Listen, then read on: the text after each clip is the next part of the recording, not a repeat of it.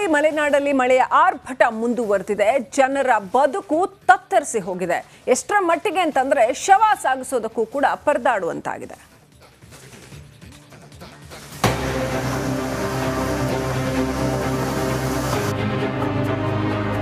ಗುಡ್ಡ ಕುಸಿತ,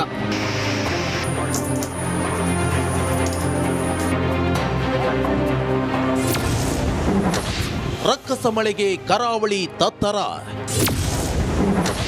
ವರುಣಾರ್ಭಟಕ್ಕೆ ಅವಾಂತರಗಳ ಸರಮಾಲೆ. ಕರಾವಳಿಯಲ್ಲಿ ಕಳೆದೊಂದು ವಾರದಿಂದ ಸುರಿಯುತ್ತಿರುವ ವರುಣಾರ್ಭಟಕ್ಕೆ ಜನಜೀವನ ಸಂಪೂರ್ಣ ತತ್ತರಿಸಿ ಹೋಗಿದೆ. ಸಾಲು ಸಾಲು ಅವಾಂತರಗಳು ಜನರ ಬದುಕನ್ನೇ ಹೈರಾಣಾಗಿಸಿದೆ. ಶವ ಸಾಗಿಸಲು ಪರದಾಟ. ದಕ್ಷಿಣ ಕನ್ನಡ ಜಿಲ್ಲೆಯ ಬೆಂಚಿನಡ್ಕ ಕಾಜಲದಲ್ಲಿ ಸಣ್ಣ ನದಿ ಇದೆ. ಇಲ್ಲಿ ನೆಟ್ಟಿಗೆ ಒಂದು ಸೇತುವೆ ಕೂಡ ಇಲ್ಲ. ಹೀಗಾಗಿ ಇಲ್ಲಿನ ವೃದ್ಧೆಯರವರ ಶವವನ್ನ ಸಾಗಿಸಲು ಸ್ಥಳೀಯರು ಪರದಾಡಿದ್ರು.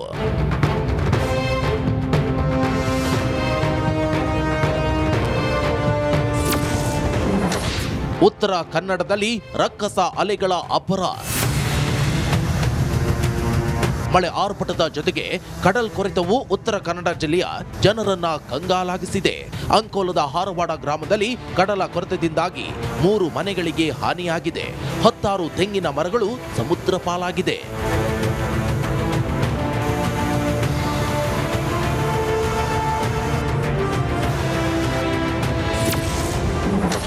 ಮಳೆ ಅಬ್ಬರಕ್ಕೆ ಗುಡ್ಡ ಕುಸಿತ. ಉತ್ತರ ಕನ್ನಡ ಜಿಲ್ಲೆಯಲ್ಲಿ ಮಳೆ ಅಬ್ಬರಕ್ಕೆ ಗುಡ್ಡ ಕುಸಿತವಾಗಿದೆ. ಹೊನ್ನವರ ರಾಷ್ಟ್ರೀಯ ಹೆದ್ದಾರಿ 66ರಲ್ಲಿ ಗುಡ್ಡ ಕುಸಿತದಿಂದಾಗಿ ವಾಹನ ಸಂಚಾರಕ್ಕೆ ಅಸ್ತವ್ಯಸ್ತವಾಯಿತು. MFL ದಾಟದ ಮೇಲೆ ಕರ್ನಲ್ ಕಂಬ ಹತ್ರ ಗುಡ್ಡ ಕುಸಿತ.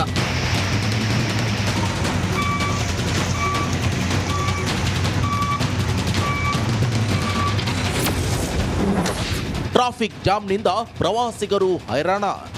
ಚಿಕ್ಕಮಗಳೂರಿನ ಮೂಡಿಗೆರೆಯ ದೇವರಮನೆ ರಸ್ತೆಯಲ್ಲಿ ಟ್ರಾಫಿಕ್ ಜಾಮ್ನಿಂದಾಗಿ ವಾಹನ ಸವಾರರು ಪರದಾಡಿದ್ರು. ದೇವರಮನೆ ಮತ್ತು ಬಣಕಲ್ ನಡುವಿನ ರಸ್ತೆಯಲ್ಲಿ ಪ್ರವಾಸಿಗರು ಹೆಚ್ಚಿನ ಸಂಖ್ಯೆಯಲ್ಲಿ ಬಂದ ಕಾರಣ ಟ್ರಾಫಿಕ್ ಜಾಮ್ ಉಂಟಾಯಿತು.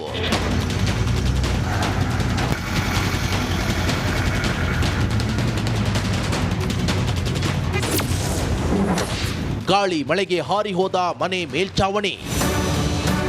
ಭೀಕರ ಮಳೆ ಸುಳಿಗಾಳಿಗೆ ಉಡುಪಿ ತಾಲೂಕಿನ ಕೊಕ್ಕರ್ಣೆ ಗ್ರಾಮದ ಬೆನ್ಗಲ್ನಲ್ಲಿ ಗಾಳಿಯ ಅಬ್ಬರ ಆತಂಕ ಸೃಷ್ಟಿಸಿದೆ.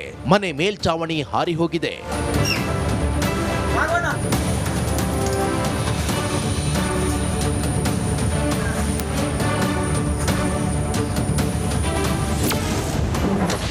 ನೆರೆಗೆ ಕೊಚ್ಚಿ ಹೋಯಿತು ಬದುಕು. ಸುರಿದ ಧಾರಾಕಾರ ಮಳೆಗೆ ಉಡುಪಿ ಜಿಲ್ಲೆಯ ಬೈಂದೂರು ತಾಲೂಕಿನ ನೆರೆಗೆ ಜನಜೀವನ ಅಸ್ತವ್ಯಸ್ತಗೊಂಡಿತ್ತು. ಇದೀಗ ನೆರೆ ಇಳಿಮುಖವಾಗಿದೆ. ಆದರೆ ನಾವೊಂದ ಸಾಲ್ಪುಡ ಗ್ರಾಮಗಳಲ್ಲಿ ಸುಮಾರು 150 ಎಕರೆ ಕೃಷಿ ಭೂಮಿಯಲ್ಲಿ ಬೆಳೆದಿದ್ದ ಬೆಳೆ ಹಾನಿಗೊಂಡಿದೆ.